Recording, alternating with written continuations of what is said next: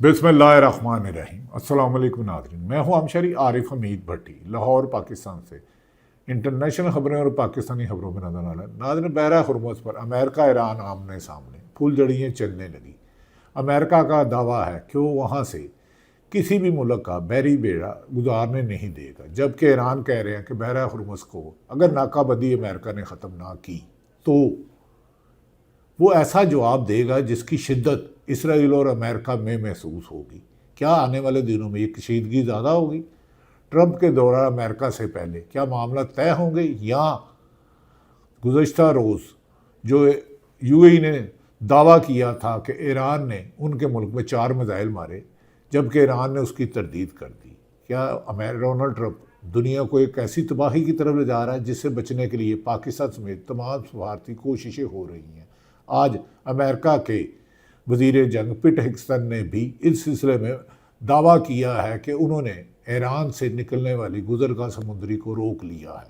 دوسری طرف آج سب کی نظریں پاکستان ہو یا پاکستان سے باہر ہوں، اڈیالہ جیل کے باہر تھی۔ آپ کہیں گے اڈیالہ جیل کے باہر کیا؟ اڈیالہ جیل کے باہر وہی ہے جو اڈیالہ جیل کے اندر ہے۔ میری مراد سابق وزیر اعظم عمران خان سے آج ملاقات کا دن تھا، عدالت کا حکم تھا۔ عمران خان کی بہنیں علیمہ خان نے پی ٹی آئی کی مایوس کارکردگی پر پوری پارٹی سے اپیل کی تھی کہ تمام اراکین اسمبلی، سینٹ، صوبائی اسمبلی اور صوبائی عہدیدار وہاں پہنچے، لیکن افسوس کہ اس تعداد میں نہیں پہنچ سکے۔ کیا پاکستان جو ایران اور امریکہ میں ایک برج کا رول ادا کر رہا ہے، کہ اپنے ملک میں سیاسی استحکام لانے کے لیے اپنے ہی ملک کی سب سے مقبول جماعت پی ٹی آئی سے مذاکرات کرنے سے گریز ہے؟ کیا عمران خان کی رہائی میں موجودہ حکمرانوں کو اپنے لیے جیل کے دروازے کھلتے ہوئے نظر آ رہے ہیں؟ گزشتہ روز عدالت کے حکم کے باوجود بھی عمران خان کی بہنوں سے ان کی ملاقات نہ کرانا ایک توہین عدالت اور جیل مینول کی کھلی خلاف ورزی ہے۔ آج سب کی نظریں اڈیالہ جیل کے باہر تھی، ہونا بھی چاہیے تھی۔ سہیل افریدی صاحب نے پھر ایک ڈرامہ رچا دیا۔ میں ڈرامہ اس لیے کہوں گا کہ وہ باتیں بہت کرتے ہیں لیکن پریکٹیکلی کچھ نہیں۔ کوئی ایسی موومنٹ ابھی تک نہیں بنائی گئی کہ حکومت پہ دباؤ ہو اور وہ عمران خان کے ذاتی معالجین سے ان کا چیک اپ مکمل طور پر کرائے، جس سے کم 25 کروڑ عوام کو پتا ہو کہ ان کا لیڈر جیل میں کس حالت میں ہے۔ ان کے ذاتی معالجین کو کرایا جائے، ان کی بہنوں سے ملاقات کرائی جائے۔ قید تنہائی میں رکھنا کسی بھی قیدی کو قیدی حقوق کی خلاف ورزی ہے۔ سہیل افریدی صاحب نے کیا، مگر عالیہ حمزہ والی خبر کی وجہ سے شدید تکلیف میں ہے۔ عالیہ حمزہ جتنی دیر باہر رہی وہ ایکٹیو رہی، لیکن اب پی ٹی آئی زیادہ فوٹو سیشن پہ گزارا کر رہی ہے۔ پورے پنجاب کے 37 اضلاع ہیں، 100 سے زیادہ ایم پی ہیں، لیکن ان کی کارکردگی عمران خان کے نام پر ووٹ لینے والے عمران خان کی رہائی کے لیے کچھ نہیں کر سکے۔ اس بارے میں اپنی کمنٹ سیکشن دیجئے۔ آپ اراکین اسمبلی ہو، قومی اسمبلی ہو، سینٹ ہو، کیا ان سے مطمئن ہے؟ کیا عمران خان کے نام پر ووٹ لینے والے جس کی جماعت پر پابندی لگا دی گئی تھی فائد عیسیٰ اور الیکشن کمیشن نے، سلیکشن کمیشن، اور معافی چاہتا ہوں الیکشن کمیشن، کیا اس پر اس کی جیل میں 85% بنائی چلے گئی، اس کی بیوی کی چلی گئی، اس کی بہنیں گرفتار ہوئیں، اس کے بھانجے گرفتار ہوئے، لیکن اس کے نام پر ووٹ لینے والے اسمبلیوں میں تو پہنچ گئے، سینکڑوں سے موٹر سائیکلوں سے گاڑیوں سے جہازوں میں، اور پوری دنیا گھوم رہے ہیں۔ اور کچھ لوگوں نے بے پناہ قربانیاں دی، as like doctor Yasmin Rashid, as like Umar Sarfraz Cheema, اور اسی طرح میاں محمود رشید، اعجاز چودھری اور اعظم سواتی اور جتنے بھی قائدین ہیں۔ کیا ناظرین، گزشتہ روز لاہور کے مقامی صحافی شاکر اعوان، جنہیں گرفتار بھی کیا گیا تھا، ابھی تک انہیں بے روزگار بھی رکھا ہوا ہے۔ اللہ تعالیٰ کسی کا روزگار نہ چھینے۔ روزگار دینا تو رب العزت کا کام ہے، لیکن انسان جب خدائی دعوے کرتا ہے تو رازق بننے کی کوشش کرتا ہے، اور پھر رب کے عذاب کا ہی اسے سامنا کرنا پڑتا ہے۔ خیر، بات دوسری طرف چلے گئی، ہم آ جاتے ہیں آج کے ویلاگ میں۔ آپ کی کمنٹ سیکشن میں رائے ضرور چاہیے۔ لاہور کے معاملے سے شاکر اعوان نے ایک دل ہلا دینے والی خبر دی ہے کہ عالیہ حمزہ کے حوالے سے صنم جوید، فلک جوید کا بھی ذکر انہوں نے کیا ہے، مگر میں اڈیالہ جیل سے شروع کر لیتا ہوں، جہاں بند عمران خان ہے، جہاں پاکستانیوں کے لیے نو گو ایریا بنا دیا گیا ہے۔ گو کہ پاکستان بظاہر صوبائی وفاقی دارالحکومت ہے اسلام آباد، اور اس کا جوڑا شہر پنڈی ہے جہاں اڈیالہ جیل ہے، لیکن جیل میں ہی پورے ملک کو جیل بنا دیا گیا۔ جو باہر نکلتا ہے دفعہ 144 کی وائلیشن لیکن پرچہ انسداد دہشت گردی ایکٹ کے تحت 6 مہینے اندر اور جاؤ جلندر، نہ ضمانت نہ ملاقات، نہ قانونی حق نہ آئینی حق، نہ سیاسی حق نہ سیاسی جدوجہد کی اجازت۔ یہ جنگل کا بھی ایسا کام نہیں ہوتا۔ ناظرین، ہم آ جاتے ہیں اڈیالہ جیل سے شروع کر لیتا ہوں، پھر ٹرمپ کے ایران کے حوالے سے گنوانے منصوبے کا بھی ذکر کرتے آپ کو آخر میں بتائیں گے کہ وہ آخر چاہتا کیا ہے۔ یہ جو آج بلا آخر اڈیالہ جیل کے باہر ہلچل ہوئی ہے، دراصل عمران خان کی بہنیں علیمہ خان، عظمیٰ نیازی، نورین نیازی کی بہنوں کی مسلسل مزاحمت کا نتیجہ ہے، ورنہ شاید منگل کا روز ملاقات کا کسی کو یاد بھی نہ رہے، کیونکہ پاکستان کے قانون میں تو آئین ہی یاد نہیں رہا۔ جس کو مرضی اٹھاؤ، جس ملک میں سپریم ہائی کورٹ اسلام آباد کے 6 جج سپریم کورٹ انصاف لینے کے لیے جائے اور انہیں نہ ملا جائے، ایک جج کو نوکری سے نکال دیا جائے جعلی ڈگری میں، 3 کو صوبہ بدر کر دیا جائے، اس ملک میں عام شہری انصاف کیا لے گا؟ مٹ جائے گی مخلوق تو انصاف کرو گے۔ خیر، ہم آ جاتے ہیں عمران خان کی بہنیں کی وجہ سے آج عمران خان کا ایشو زندہ ہے۔ وہ باہر کھڑی رہتی تھی، دھکے کھاتی تھی، سخت سردی میں ان پر پانی پھینکا جاتا تھا، لاٹھی چارج، بارش اور شیلنگ کی جاتی تھی، کبھی تشدد برداشت کرتی تھی، کبھی ان کی آواز سنی ہی نہیں جاتی تھی اور طریق انصاف کی قیادت کے کانوں پر جوں تک نہیں رینگتی۔ صرف کچھ لوگ ٹاک شو میں آ کے کھایا پیا کچھ نہیں، گلاس توڑا 12 نے، یہ پی ٹی آئی کی ٹوٹل کارکردگی ہے۔ ہاں، عوام آج بھی 80% سے زیادہ اور اوورسیز 95% بیرون ملک رہنے والے ہمارے پاکستانی پی ٹی آئی کے ساتھ، عمران خان کے ساتھ ہے، لیکن اس گھر کو آگ لگ گئی گھر ہی کے چراغ سے۔ ہاں، فسادیت، ظلم، زیادتی، چھاپے، گرفتاریاں، مقدمات، تشدد، ظلم، زیادتی کی ایک نئی تاریخ بن گئی ہے ان 4 سالوں میں۔ ناظرین، لیکن آج بالآخر کچھ بہتری نظر آئی ہے۔ ایم این ایز اور ایم پی ایز بھی آئے، کارکنوں کی تعداد بھی خاصی پہنچی، تو لگا شاید اب پارٹی واقعی ہی متحرک ہو گئی ہے۔ جتنی پہنچنی چاہیے تھی اتنی نہیں، جتنے بھی پہنچے یقیناً انہوں نے بہت رکاوٹیں دور کی ہوں گی، ان کے راستے میں بھی مشکلات ہوں گی، ان کے گھروں میں بھی چھاپے ہوں گے، راستے میں گاڑیاں اٹھا لیتے ہیں اور ان کا انجن اور چیسی نمبر ٹیمپر کر کے فرانزک بھیج دیتے ہیں۔ یہ 4-5 ایم این اے نے مجھے یہ واقعہ بنایا۔ حکومت شاید جو ظلم کر رہی ہے سمجھ رہی ہے کہ ان کا خاتمہ نہیں ہونا، خاتمہ تو نہیں ہونا ہے، یہی نظام قدرت ہے، ظلم آخر ظلم ہے، بڑھتا ہے تو مٹ جاتا ہے۔ مگر اس سارے مرحلے میں سہیل افریدی وزیر اعلیٰ خیبر پختونخوا نے ایک عجب سا کام کیا ہے جسے میری تو سمجھ سے باہر ہے۔ انہوں نے اعلان کیا ہے کہ وہ قلم چھوڑ ہڑتال کریں گے۔ اور بھائی، آپ نے قلم پکڑی کیا تھی؟ آپ نے عوام کو باہر نکالنا تھا، لانگ مارچ کرنا تھا، لیکن پرامن طریقے سے عدالتوں میں جانا تھا۔ سپریم کورٹ اسلام آباد کے ہائی کورٹ جج تو سلام کا جواب نہیں دیتے، لیکن عوام تو عمران خان کے ساتھ ہے۔ اوورسیز پاکستانی، جاپان ہو، امریکہ ہو، برطانیہ ہو، فرانس ہو، اٹلی ہو، پیرس ہو، جرمنی ہو، ہر جگہ احتجاج ہوتا ہے۔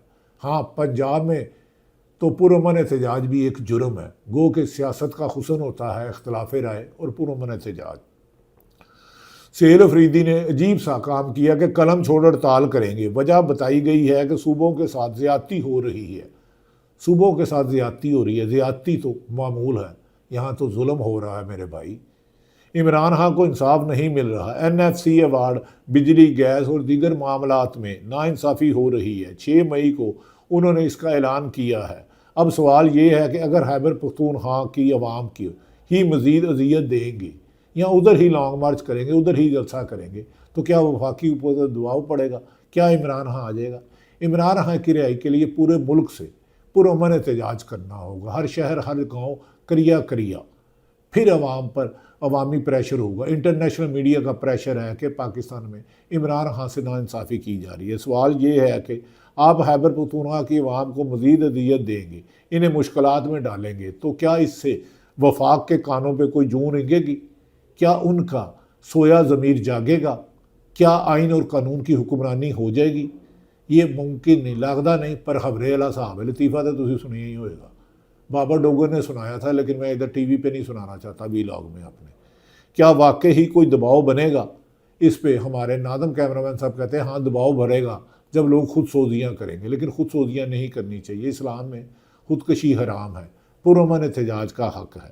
یہی بات خود عمران خان کی بہنوں کی طرف سے بھی سامنے آئی ہے کہ اگر احتجاج کرنا ہے تو خیبر پختونخوا میں نہیں بلکہ اڈیالہ جیل کی طرف آئے، جہاں ملک کا 80% لیڈر مقبول عمران خان جیل میں بند ہے، اس کی اہلیہ جیل میں بند ہے۔ خیبر پختونخوا میں احتجاج سے کچھ نہیں ہوگا، اسلام آباد کی طرف آئیں، وہاں دباؤ ڈالیں لیکن پرامن طریقے سے، گولی بھی چلے تو صرف احتجاج کریں۔ اسلام آباد آئیں، وہاں دباؤ ڈالیں، جہاں فیصلے ہوتے ہیں لیکن یہاں کچھ ہو نہیں رہا، گلی باتی عید شبراتی، ادھی راتی سو گئی براتی۔ ناظرین، یہ تو میں نے آپ سے ذرائع مذاق بات کی، لیکن ایک عجب سی افراتفری ہے۔ طریقہ انصاف کے لیڈران وفاق پر حقیقی دباؤ ڈالنے سے گریداں نظر آتے ہیں، کچھ ملے ہوئے ہیں، کچھ ڈرے ہوئے ہیں، کچھ ایفرٹس کر کے اپنے کاروبار تباہ کر چکے ہیں، اپنی فیملیوں کے مقدمات کروا چکے ہیں، گرفتار کر کے برہنہ کر کے تشدد برداشت کر چکے ہیں۔